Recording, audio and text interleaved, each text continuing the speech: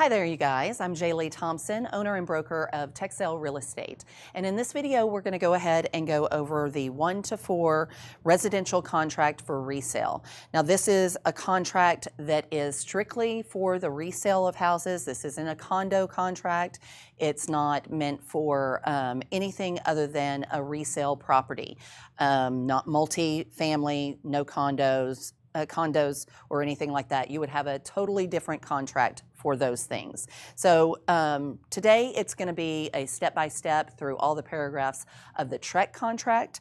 There is a TAR contract as well, but the TAR contract and the TREC 1 to 4 family is pretty much the same. It's up to you which one you prefer to use. Both of them, have the same information in there, and everybody's still bound by the same rules and regulations. So let's go ahead and dive in. Let me see here, get that moving. There we go. Okay, so the first paragraph is obviously the parties. You're going to have the seller in the first line. All the blanks are there for you. So you just go through and you fill these in. Every place that you see a blank or a place that needs a check mark, this is where you need to pay special attention. I always advise all of my agents to print off a copy and write fake contracts. Just go through and practice as much as possible so you can verbalize what each paragraph means and you can convey that to your clients. If you're doing it for your own personal properties or trying to purchase something, then I would just read over it a couple of times, maybe fill it in once as a practice, and then fill in the contract like you're making for whatever you're trying to purchase. So on that first paragraph, you have the seller, and the seller's name and the buyer's name needs to be first and last how it is provided on their driver's license, because the driver's license is what they'll bring to the title company when it comes to closing, and those two things have to match. Secondly, in that second paragraph, in section A, it says land. And a lot of people ask, what is the lot and block? If you go ahead and you go to your county appraisal district, whether that's Dallas County, Tarrant County, Collin County, wherever you happen to be, they have their own tax appraisal district website that you can go to and you can pull up an address. And those addresses, once you have that report, it'll show you what the lot and the block is. If you're privy to the MLS, you can also find it on your MLS printout sheet, but that's where you'll typically find the lot and the block, and then it'll tell you what the addition, where that property is located. Once you have the lot and block located, or once you find the lot in the block and you fill those blanks in, then you put the city, the county, and the actual address as you know it. So whatever that property address is, 123 Smith Street, that's where you're going to go ahead and put that in that last blank of 2A. And 2B, we're talking about the improvements. Improvements, some people get this confused. Improvements are really anything that you've added to the property that is stationary. So if you have a shed in the backyard that is attached to the ground, I mean, you can't just throw it in the back of your truck real quick. Some of them are removable, but a lot of them are stationary. If you have a built-in grill, those things are the improvements that they're talking about, anything that's built in or permanently installed.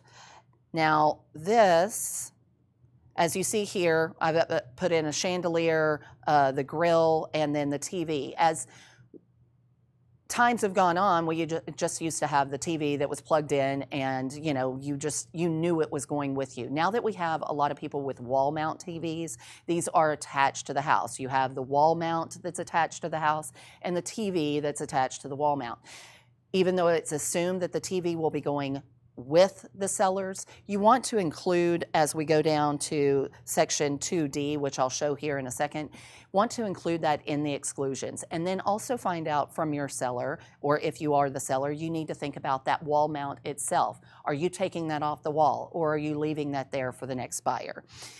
The section 2C is about accessories, and accessories are more about curtains, curtain rods, your blinds, anything, artwork, anything that's attached to the house but not permanently attached to the house. You want to be clear about what is coming with the house and what you plan on excluding from the house, because And like I said, they'll give you examples of both of those in section B and C. And then in D is where you will go ahead and you will write down the exclusions. And it has a blank there to write down as many of the exclusions as you possibly can. Just the more clear and precise you are about what's leaving with the seller, the better. So that way there's no confusion when it comes to closing time. The next section is section 3, which we're all familiar with. This is the easiest part of the contract, where we talk about the cash portion of the price. This is the sales price, what you've negotiated. A is the cash portion. B is what you're getting financed for, whether that is going to be FHA, conventional, VA, whatever type of loan you're getting, they will allow you a certain amount that you get financed for. And with all of those different loans, you have a required amount that you have to put down, which would be on line item A. And for those of you who don't know, if it's a VA loan, you can put down zero money. If it's a FHA loan, you can put down as little as 3.5%. And if it's cash, if it's a conventional, then you have to put down 5%. And obviously cash, you'd put the full amount there and you would skip line item B and go straight to C, because A plus B equals C in this paragraph. So you would put your cash portion, your finance portion, and then your sales price of those two added up on line item C. As we go down to the license holder disclosure, this is a fairly new disclosure that they added to the contract not too long ago, and that basically says that if you're a license holder, you need to disclose that in this line. You need to say, I'm part owner, or I own this property, or if you're related to the owner of the property, if they are your spouse, your mother, your father, your daughter or son, anybody that is directly related to you. A lot of people ask me, should I put it on there if it's my aunt? What if it's my stepsister-in-law? You are not required by law to put those in there, but best case for everybody involved is always to disclose. If you have any question, just disclose, and now you've covered your rear end in the deal and you don't have to worry about anything, or somebody saying that you were being deceptive in any way, shape, or form.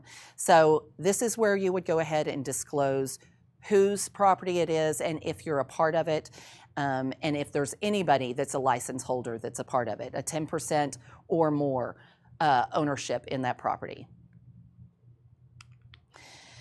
Line item 5, or paragraph 5, I should say, is about earnest money. And the reason I've underlined this in red is because it is time sensitive.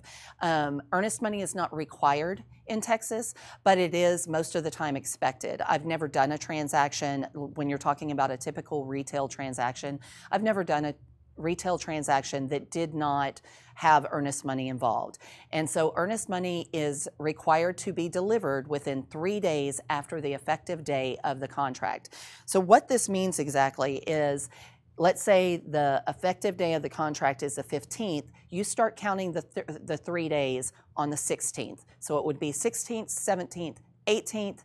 So by 5 p.m. on the 18th, you need to have delivered that earnest money. If you have not delivered that earnest money to the title company and gotten a receipt for that, then your buyer has failed to deliver. And if you're an agent, you could have possibly just killed a contract and now you're in default without even getting it underway. Like I said, this is a very important time is of the essence paragraph, so you need to pay attention to it. A lot of agents get a little lackadaisical when it comes to this, to the earnest money, and later on we'll talk about the option money, because that one is also a time is of the essence paragraph, where money has to be delivered to make this contract go into effect. Also on this paragraph is when you will go ahead and state not only your earnest money, but your escrow agent, the address of the title company that you plan on using. There is a blank for additional earnest money. This is used sometimes to entice your seller to pick your contract if you're in a multiple contract situation. So you're offering more money after a certain date if they're willing to go ahead and pick your contract. And that's where you go ahead and provide that information. Most of the time when I'm doing contracts, it's just zero amount within zero amount of days. So those two hardly ever get used in my experience. I did want to mention there is no set amount for earnest money. This is up to your buyer, up to you and your agent and your buyer, whatever y'all decide is needed for that. In a multi-offer situation, I typically offer more in earnest money just to make sure that they know we're serious. We plan on purchasing this property, and we plan on sticking to it and closing. Because the more money you have vested in the property, typically the more likely you're going to close on that property. One good rule of thumb, though, as far as where to start with earnest money is 1%. 1% of whatever the selling price is. Go ahead and write that in. You know, $100,000, I would offer $1,000 earnest money. Moving on to paragraph 6. We are stating the title policy and survey. Everything in real estate is negotiable. So this is also one of those boxes where the title policy, is it going to be paid for by the buyer or the seller? You check that box. Obviously, if I'm the seller, I want the buyer to pay for it, and vice versa if I'm on the buyer side. There are certain required title policy fees when you're going FHA and VA that have to be paid for by the seller, but that's something that you'll find out the more you're writing contracts or when you're talking with the title company or the lender. Those are just things that they're not allowed to pay for if they have that kind of loan. And then you're saying that the title policy, the insurance policy is going to be issued by this title company. So whatever title company that you've chosen in paragraph 5, then that's where the title company name is going to go in blank. In the blank in paragraph 6A. Let's go ahead and after you fill in those blanks, there is a list of things that title policy may not cover. This is something that you would want to talk to if you're concerned about any of these things. Then you would want to talk to your title company and find out if there's something that you can purchase in addition to the title policy to provide insurance against these things, or an attorney to find out what would happen if you were near tidelands, beaches, streams, you know, any of these exemptions that they've listed 1 through 8. Now, as we're looking at 8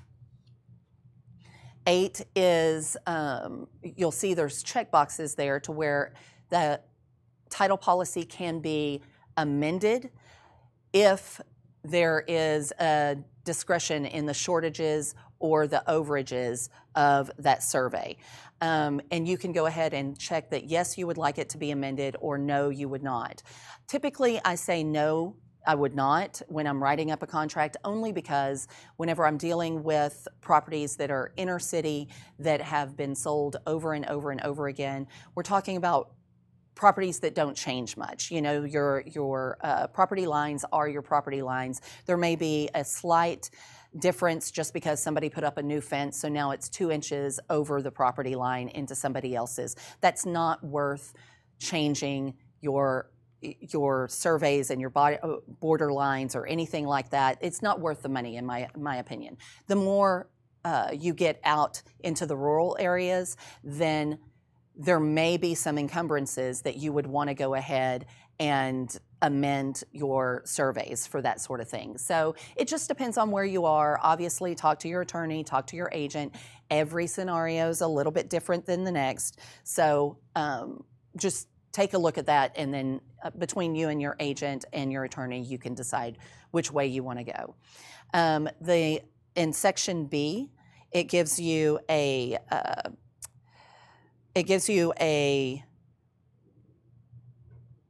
place so you can go ahead and title company, whenever you get the title policy, you can go and look through it. It gives you time. That's basically what this is it gives you time to go through it and decide if there's anything on the title policy that would make you not want the property. So you have 20 days after title company receives this to contact the seller and just say, I don't like what's on here. You can have up to 15 days or 3 days.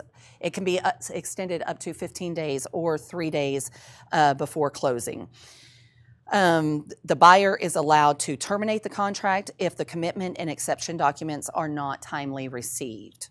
One thing I did want to note as far as title goes, there was a real strong push there for a while. It's not as prevalent as it used to be, but there was a real strong push for people who are listing properties to require or strongly request a certain title company if they wanted to purchase the property. Sellers are legally not allowed to do that. There's been a lot of litigation about that where attorneys have argued both sides, but Section 9 of RESPA absolutely prohibits the seller from requiring their buyer to close at a certain title company. They're allowed to, this is all negotiable.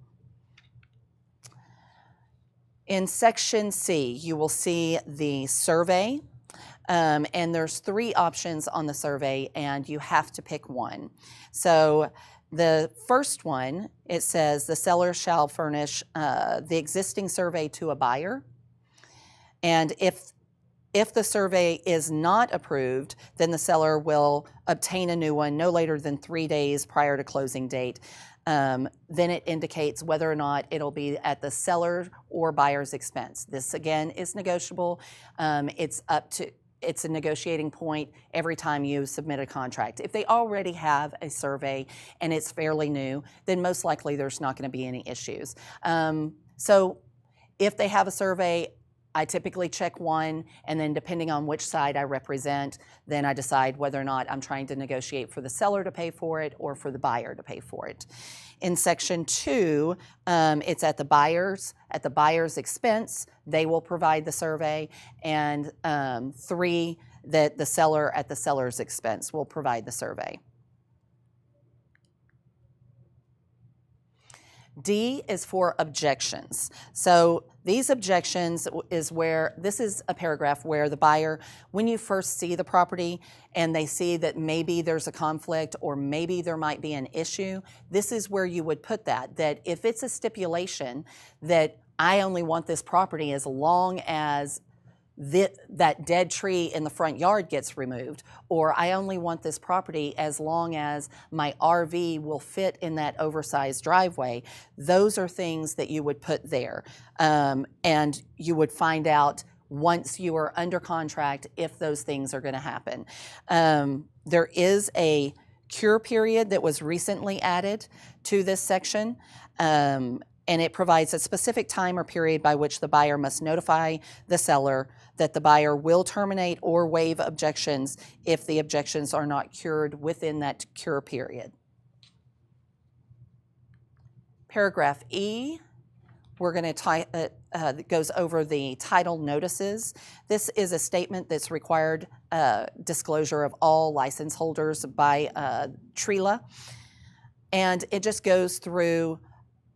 It just talks about the notices that are provided or needed, where the broker advises the buyer to have an abstract of title covering the property, examine it by an attorney at the buyer's choice.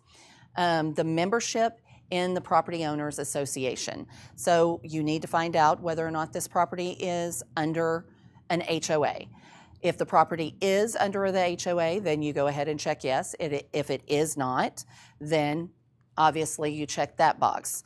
A property that's under an HOA requires additional documents, and it does come with an additional amendment to the contract. And that in that amendment, it'll state all the different things that will be paid for by the buyer or the seller, again, negotiable.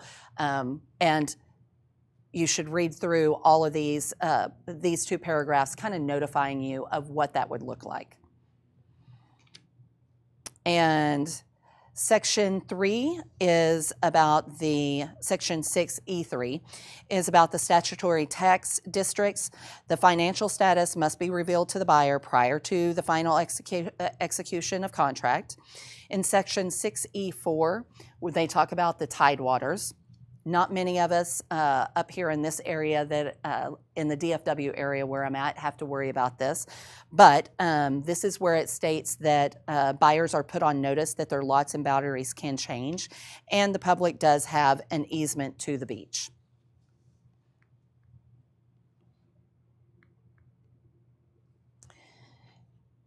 In that paragraph 5, it talks about the annexation. The seller notifies the buyer that the property is now or may later be included in a municipality. To check, you contact your local municipalities within a general proximity, and you should be able to find out this information. Section E5 is, E5 is what I just talked about. And then as you go down here, these 6 through 10 are additional disclosures. Not all of them apply, just like the tidelands. Not all of them apply to every property. So you'd want to read through these and just make sure that they do apply, then look into it. Most of the time they'll give you the government or the source to go and look into this. And if they don't apply, then you can just pretty much skip over them. Section 7 is property conditions. We will go to the next section. There we go. Section 7 states the property conditions and states that the buyers and buyer's agent have been allowed to the property, will be allowed on the property for inspections, and the seller will pay to have the utilities on. This seemed to be kind of a bone of contention in the past, especially with investors. Whenever you were dealing with trying to get into a property and they didn't have, it's a foreclosed property, and they didn't have the electric on. It was a real issue when we had a ton of foreclosures, because you couldn't do a thorough inspection without the utilities on. So now it is required by law in the state of Texas that the seller does provide to have the utilities on for inspections.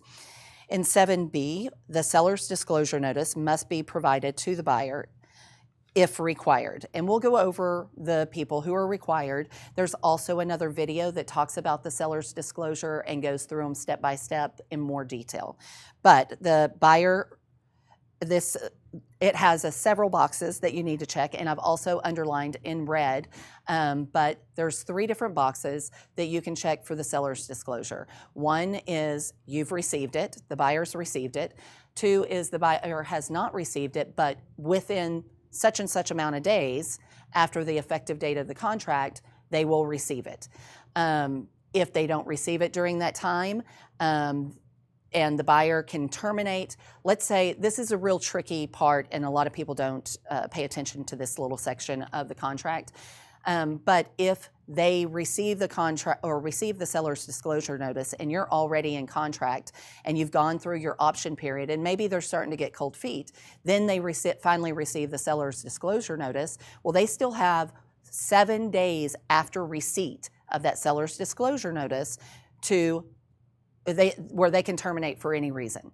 So you're giving them an extra option if you are the selling agent or if you're the seller. You don't want to do that. You really want to try as often as possible to be able to check that number 1 box that they've already received it. Anytime I give documentation about a property that's listed and somebody's inquiring, do you have any more information, anything like that, or they tell me they're about to send me a contract, then I try to send them a seller's disclosure notice almost immediately, because I don't want that to be an extra option period later on or come back and bite me later on. So your options are they can receive the notice already. Hopefully they have. 2, if they haven't received the notice, they can receive the notice within so many days.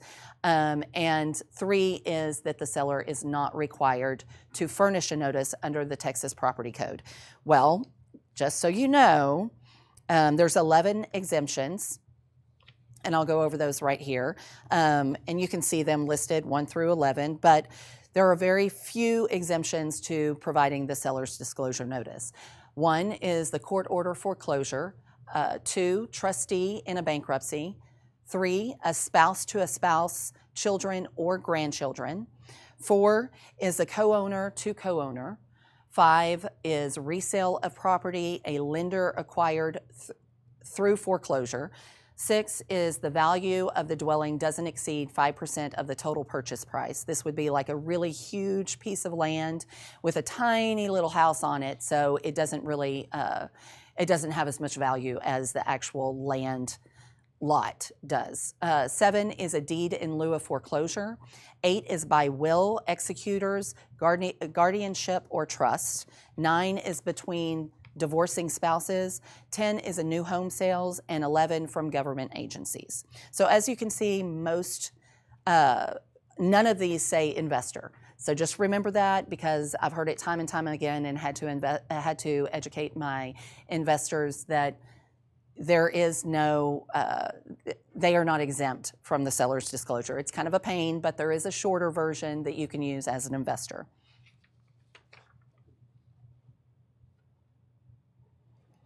So 7C, and that's under the disclosure of lead-based paint. You can see that right at the top of this picture, but the seller's disclosure of lead-based paint. This is required for every house. It's an additional addendum to the contract, and for every house that was built 1978 prior to 1978. Basically what it is that lead-based paint used to be a regular paint. Nobody knew anything was wrong with it, and they painted the walls with it all the time. So now that we know it's not good for you, it's actually really bad for you, you have to provide that lead-based paint disclosure if the home is older than 1978. And that's a whole nother disclosure in addition to this. And this is just putting you on notice in this contract. In 7D, the acceptance of the property and condition as is. This, you check the correct box and list only known repairs, not repairs per inspection report. So again, you don't just say per inspection report. I see that a lot when I get contracts from buyer's agent. That blanket statement means nothing in this blank. So you can either check as is. As is just means you don't see anything that's pertinent that makes you want to walk away from the property, obviously, because you're putting a contract in. But that doesn't mean that you're not going to have your option period where you do your inspection, and once you go through your inspection, you may find out something about this property that you didn't know just by looking at it. 2 is that they accept the property, but as long as this is repaired or treated. So another example would be that dead tree. That dead tree, go ahead and put that, if you know you're not going to buy that house without that dead tree being gone, then put the dead tree in there. You know, that's usually a $300 to $600 expense, but if you know you definitely don't want it, put it in there. Or you can put it as is and then lump that into your renegotiation and option. But if you want to be upfront and forthright, then you would put it in that blank there on D2. After D, the 7E, unless otherwise agreed in writing, neither party is obligated to pay for the lender required repairs. So again, it's negotiable.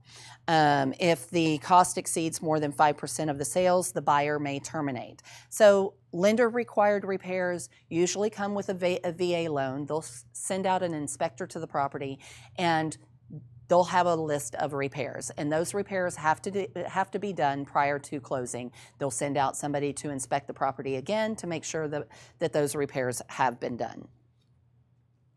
7F, unless otherwise agreed in writing, seller shall complete all repairs, treatments by persons who are licensed and otherwise authorized by law to provide such repairs prior to closing. So this is just stating that you're going to use licensed contractors. If it's a electrical repair, it's going to be a licensed electrician. It's not going to be your brother who kind of dabbles in electrical work. So this is that clause in there that holds you to a higher standard and requires you to use licensed professionals. 7G is environmental matters. The buyer is advised that the history of the property's use may affect the buyer's intended use.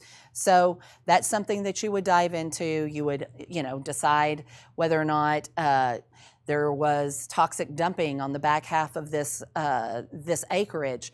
Is that going to be an issue? It might be an issue. So this is just alerting the buyer that these things may be there. Look into it. And here's the little picture that shows you lead-based paint. It's kind of a going joke of, I say joke, it's a serious matter, people, lead-based paint. But window seals, we repaint houses over and over again. So this is part of it. If you have a toddler, this is another reason why you have the lead-based paint disclosure, is because, you know, are they going to sit there and gnaw on a window sill? Is your dog going to gnaw on a window sill? Are they going to get sick? And then who do you blame? That's what the lead-based paint disclosure is pertaining to. It's this. Not everybody gnaws on the window sills, but you get my gist. It's a possibility, so therefore they're covering the possibilities.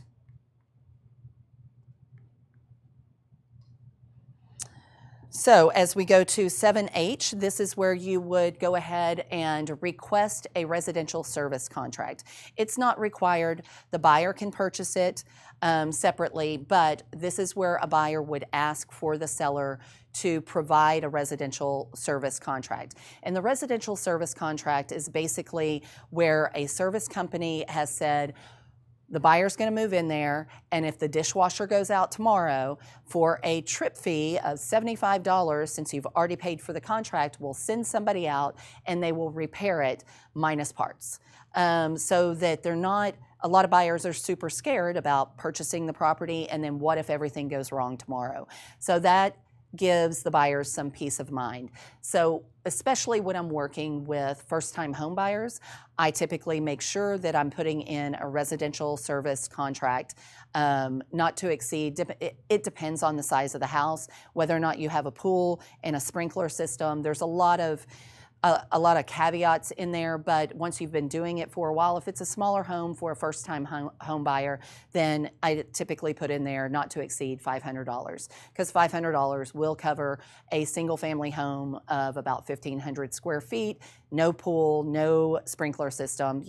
It'll cover everything, and it gives that buyer a peace of mind. But obviously, it's something that's not required, but something that gets requested pretty often. Section 8 just states that there are broker's fees involved, and there are obligations to pay broker's fees that are contained in separate agreements. Those separate agreements are typically the listing agreement. When an agent lists the house, they've already negotiated what those broker fees are going to be. Section 9A is where you're going to put your closing date, your preferred closing date. So if you want a closing and they need to be in the house as soon as possible, then you need to talk to your lender or talk to your buyer's lender and find out what is the soonest they think that they can get this property closed. They should be able to give you a timeline. Typically, we're talking around, if we're talking retail, conventional, VA, and FHA loans, then we're going to talk about 40, 45 days. If there's holidays, you know, you've got Christmas smack dab in the middle of that, then it's probably going to be a little bit longer. I don't like doing closings on Mondays and Fridays. That's my personal preference. Sometimes things get a little frantic on those 2 days. So I try to do it earlier in the week. So if something goes wrong, we still have a couple of days in that week to close it. Section 9B says that the seller shall deliver a general warranty deed, and the buyer shall provide the sales price in good funds. That means no counterfeit money, people, okay? And also to mention, the closing date cannot say within the next 15 days. You're not giving a range of time or a theoretical time. You are giving an actual date, like April 15th, actual date, and whatever year it is, 2018, 2019, whatever. Some of this seems like, you know, common sense, but you'd be surprised. Paragraph 10. again, as everything is negotiable in real estate, this is where you decide when is the buyer moving into the property. When are they taking possession of the property? Sometimes the seller needs to lease the property, needs the funds from the sale of the property, and then needs to lease it for a few days in order to gather everything, pay their moving expenses, and then to get into another property. Or the closing on their property that they're moving into is contingent on the sale of the one that they're in. Sometimes there's some overlapping there. So this is where you say whether or not you're going to possess the property upon closing and funding, or you can check the box where it says according to your temporary lease that is connected to that contract. And this would be something that you would negotiate depending on the wants and needs of your seller and your buyer. In section 11, it's special provisions. This paragraph is to allow the buyer and the seller an opportunity to insert factual statements and business details applicable to the transaction. It isn't to rewrite the contract or to include complex legal provisions or anything like that. One, we're not attorneys, so do not ever use legalese, anything, any verbiage like that to give the idea that somehow you're giving legal advice. That's for everybody, whether you're selling your own house and you're writing this contract or other agents. An example would be that you put in this section would be a requirement for response before a certain time. So requirement for response within 24 hours by 5 o'clock on such and such day. The improper use in this section would be the seller pays a $1,000 bonus to selling agent, seller to contribute 3% of sales price toward buyer closing, or seller to retain chandelier and dining. The reason these items are not addressed in this section is because there are other sections for that in the body of this contract. So you don't use section 11 for this. In section 12, it's the settlement and other expenses. The settlement and other expenses. This is a pre-printed list of expenses that are to be paid by the seller or the buyer. 12A1 allows for the seller to contribute money to the buyers at closing, and this is negotiated so that the buyer does not have to bring as much money to closing. So a lot of times whether it's a first-time home buyer or maybe they don't want to put as much cash down on the property, they'd rather have more or a larger loan rather than more money down. This helps them by asking for the seller to help pay for whatever it is that they want to pay for at closing. So if you're trying to negotiate, you would put maybe $2,000, depending on the price of the home. I would like $2,000 to be applied in the following order, and it will give you a list of things that the buyer's expenses might be that are allowed to be paid by that money.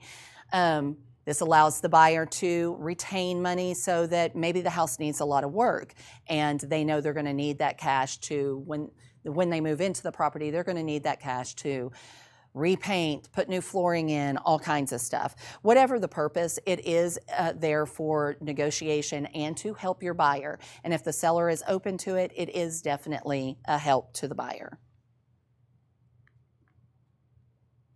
And that's just my little, hey, it saves them money. Okay, and Section 13 talks about the prorations of tax.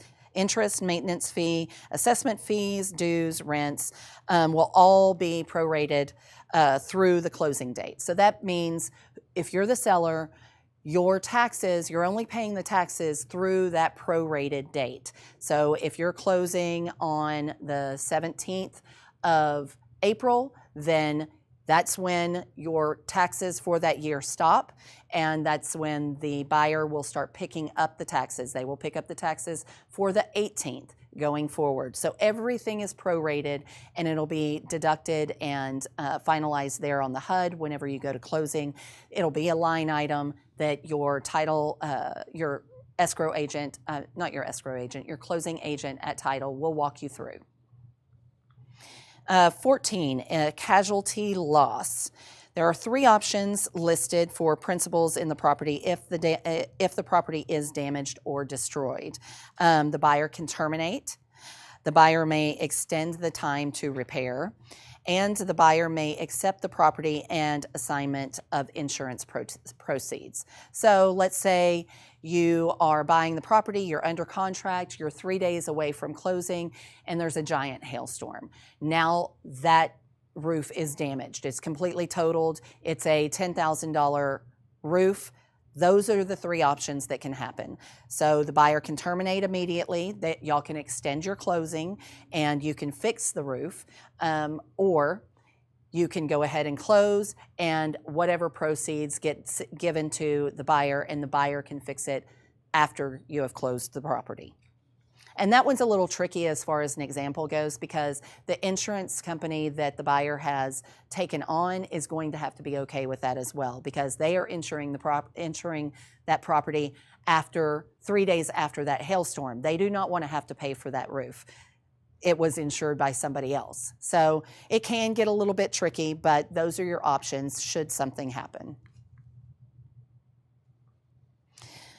In section 15, we talk about default. If either party defaults, the other party may enforce specific performance, seek other relief as may be provided by law, or terminate and receive earnest money as damage.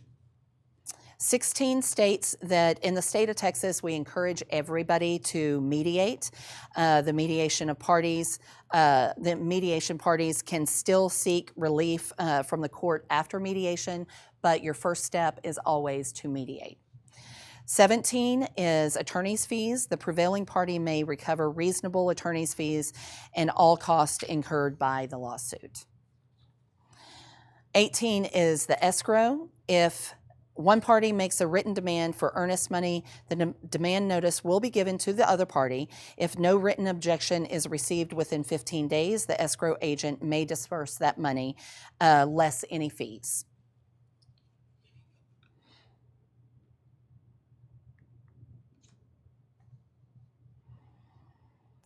And 18, as you know, I skipped through a little bit, but it just goes into more detail about what your rights are as far as the escrow goes.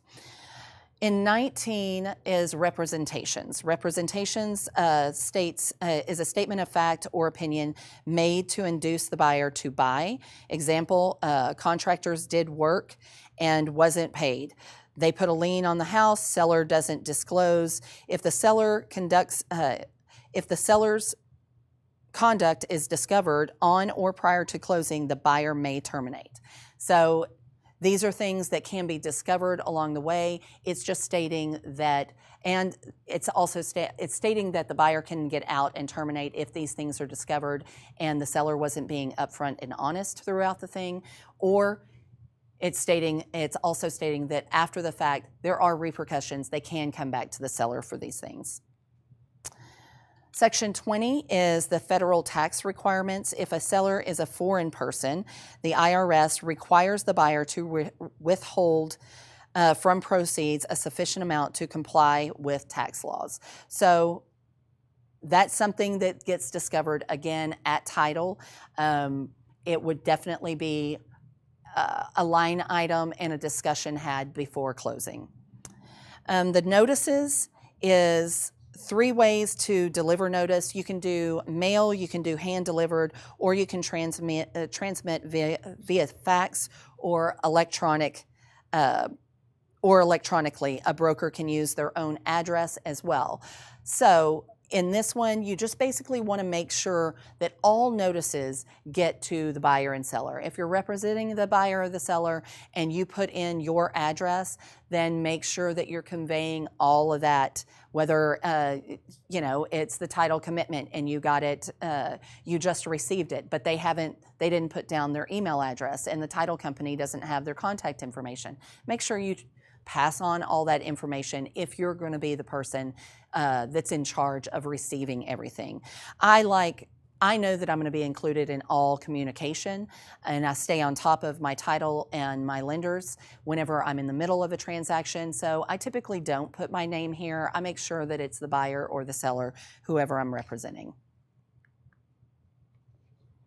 22, this is where you're going to go ahead and you see all the little boxes out to the side. It's pretty self-explanatory, but these are the agreements and the addendas that are connected to this contract. So like we were talking about earlier, if there is the seller's temporary residential lease, whenever we were talking about sometimes whenever there's a closing, somebody needs to stay in the property, you would include that.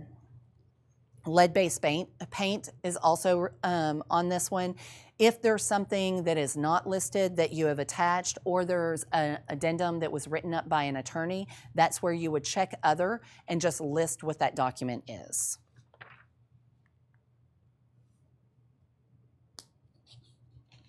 And I don't know what just happened to that slide. Okay. I had a blank slide there. Who knows? Okay, so 23 is the termination option. So this is another section where time is of the essence. And I told you earlier we were going to come back to this. So time is of the essence because this is your option period. And in your option period, what you're negotiating as a buyer is an amount of time for a certain amount of money. You get an allotted time to inspect that property, whether it's just an inspection report and the inspector comes in and does a 30-page report on everything that's wrong, or they came in and they found something wrong with the electrical, the HVAC, and the pool equipment. So now you're calling out the experts for those things, whether it's electrical and HVAC and pool equipment, and you're getting their inspections of those things. So this is where you're doing your due diligence and also your renegotiation period of the contract. And you have to deliver this option period, whatever it is, this option money, whatever it is, you have to deliver it to the seller or the seller's agent, get it receipted, which that's on the last page of the contract, get it receipted, otherwise it could be that then you're in default of this contract. You could totally lose the contract. And this makes a huge difference whenever we're talking about multiple offer situations. If it's multiple offer situations and you did not deliver this money on time, then you will lose this contract. They will move on to somebody else if you can't deliver. That's within, the option fee has to be delivered to the seller or seller agent and receipted by 3 days after effective date of the contract, which is effective date of the contract is on the 15th. It starts the next day. So you have the 16th, 17th. It needs to be delivered by the 18th. If the 18th falls on a Saturday, Sunday, or holiday, then it needs to be delivered the next day after that. These are the general rules. Typically, I don't like to do if it's falling on a holiday and go to the following non-holiday. If you know a holiday is coming, get that option and earnest fee delivered prior to the holiday. It's very important. You never want to lose a contract over this. The termination, you can go ahead and terminate. My option periods range from anywhere, if it's a retail buyer, then you're dealing with 5 to 10 days. If it's a retail buyer. If it's an investor, then they have their inspectors with them, and it's anywhere from 3 to 5 days, sometimes none. They'll walk the property and they do the inspection as they walk the property. So you decide what your option period is. The option period, this is the time frame for the option period. So the option period starts the day after the execution. So again, on the 15th, we're going to go 10 days, starting 16th is your first day. You're going to go 10 days after that. And then on that 10th day, at 5 p.m. is the last minute of your option period. During that option period, what you want to accomplish is your inspections, requirements for what you want fixed, or monetarily what a reduction or seller contribution because of found defaults in the house. And that's when you renegotiate. So you want that renegotiation done before the end of your option period. And now that is 5 p.m. on the last day of your option period. 24 is consult an attorney before signing. That is just, in general, if you are unsure about anything that's on this contract, then you would want to, or anything that you're signing your name to, then you would want your attorney to look at it and consult with them, and this is where you would provide your attorney's information. Down at the bottom, this is where the seller and the buyer are going to sign. The only one that executes it is the last broker to get it. So if the buyer has sent it to the seller agrees with everything and is signing everything and initialing every page, then the selling broker will put in an execution date. This page is entirely for the selling agent and the listing agent. This is where you have all of their information, the broker's information, broker's license number, the agent's information, their license number, all contact information, addresses, email addresses, phone numbers. And then also down at the bottom is what the listing broker agrees to pay the other broker. So whoever is filling this out, make sure, if you're the buyer, you want to make sure you look at the MLS, or you know how much the listing agent or the seller is willing to pay you, and write that in this blank. Typically it's going to be 3%, but you know, that's not set in stone. Everything is negotiable. Let me see. I think we have one more. Is that the last one? Oh, there we go. Yay. And this final page is just got added because they revised the contract this last year. And this just gives you a whole page of receipts. So for the option receipt, then you can write in your option money. You can write in who received it, whether it was the seller or the listing broker, and they sign and they date it. And then the earnest money is the same way. The title company will fill in all of that information. They'll date it.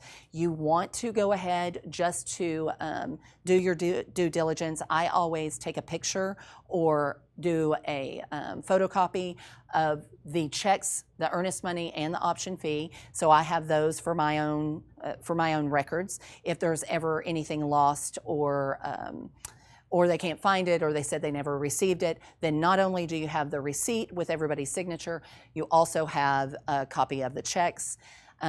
They now require the title company to receipt the contract, so they know that they've gotten the earnest money, the receipt, the contract, and then the title company also has a place to receipt additional earnest money if you so choose to do the additional earnest money whenever you're filling out the title company and the earnest money to be paid to the seller.